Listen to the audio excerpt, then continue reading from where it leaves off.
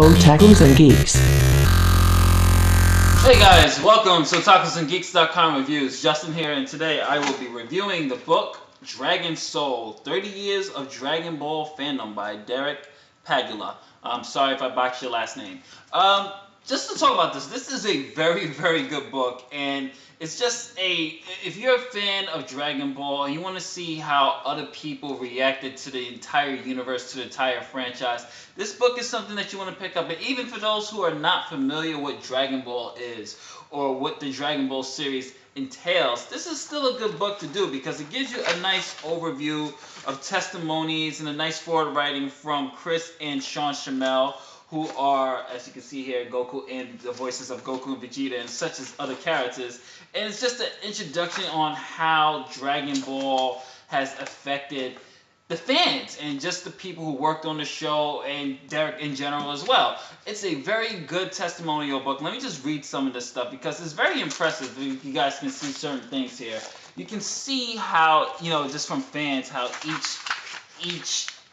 each character or each moment and how Dragon Ball just inspires from cosplaying to video games to collecting and just how universal, globally known it is right now. And it's just a very well written book. And just let me read one testimonial that I really did enjoy. You even have YouTubers such as Chris Stuckman in here as well, who talk about their love for Dragon Ball. He has so much. Derek has pulled out all the stops to get some of the big names in the YouTube community, Dragon Ball community, even in the anime community to comment on how Dragon Ball affected them, how Dragon Ball impacted their lives. And it's just a really good book. So let me just read one of them that's not too long so you guys could just get a glimpse of what Dragon Ball really entails. So I will go to Justin Rojas. And how has Dragon Ball affected your life? Just to give you, I'm not going to read the whole set, but just to give you a sample of what the book entails for you guys. Dragon Ball has affected my life on several levels and is so ingrained in what I do that I couldn't get away from it for what I wanted to.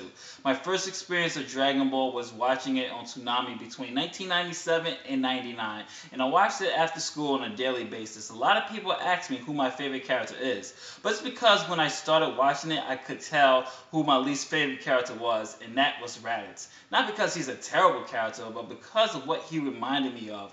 I'd be watching it on Toonami, and when I got to a certain point on Planet Namek and Frieza, the broadcast would reset series back to the beginning of the same arc.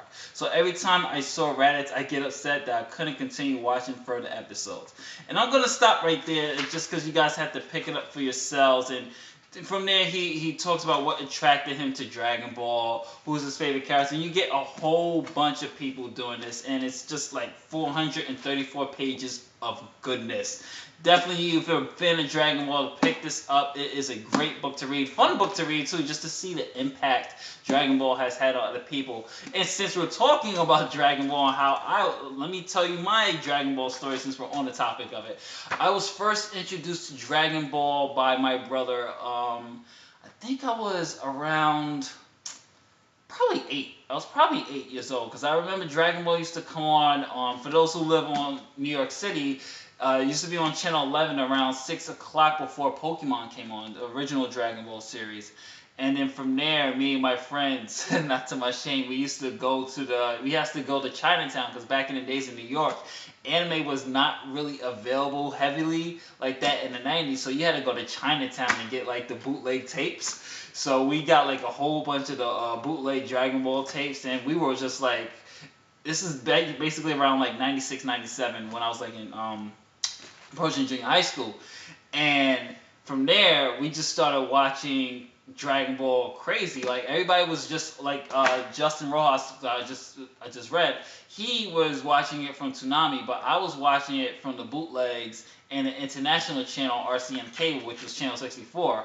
And we will watch without no subtitles. We would watch the entire Cell saga. So while everybody was talking about Raditz, I was already on Cell and getting ready to go to the Majin Buu saga. So I was like very ahead of everybody in Dragon Ball. But it to me, it's like one of the greatest action anime franchises of all time. I mean, it doesn't get any bigger than Dragon Ball. I mean, and no one has really had such of an influence on pop culture besides Dragon Ball Z and just Dragon Ball in general. And until this day, even with Dragon Ball Super, it's still one of the best animes out right now. So definitely, you guys, this is a must-read book. This is definitely my choice for the month.